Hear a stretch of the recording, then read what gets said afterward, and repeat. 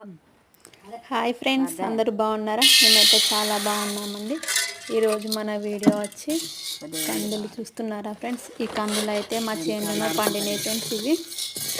ఈ కందులను అయితే మంచిగా ఇప్పుడు వేయించి పప్పు పట్టిస్తున్నాం ఫ్రెండ్స్. చూడండి, ఫస్ట్ అయితే పొయ్యి అంటూ పెట్టుకొని ఒక మూకుడు పెట్టుకోవాలి ఫ్రెండ్స్.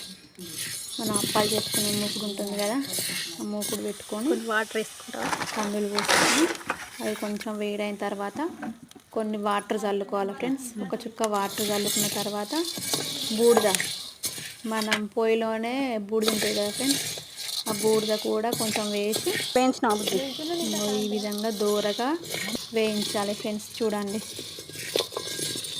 వేయించుకోవాలి ఫ్రెండ్స్. ఇట్లా ఈ విధంగానైతే దూరగా వేయించుకొని పెట్టుకోవాలి ఫ్రెండ్స్. చూడండి,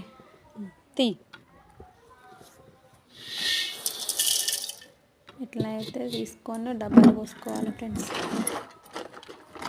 చూస్తున్నారా, ఈ కందులన్నీ అయితే మా చేనులోనే పండినాయి ఫ్రెండ్స్. ఇవైతే మేము ఇప్పుడు పప్పు పట్టించుకొని స్టోర్ చేసుకొని పెట్టుకుంటాం ఫ్రెండ్స్. వీటిని చూస్తున్నారా, ఈ విధంగా వేయించుకున్న కందులన్నీ ఇంకో ఇలా నీడలా ఆరబోసుకోవాలి ఫ్రెండ్స్.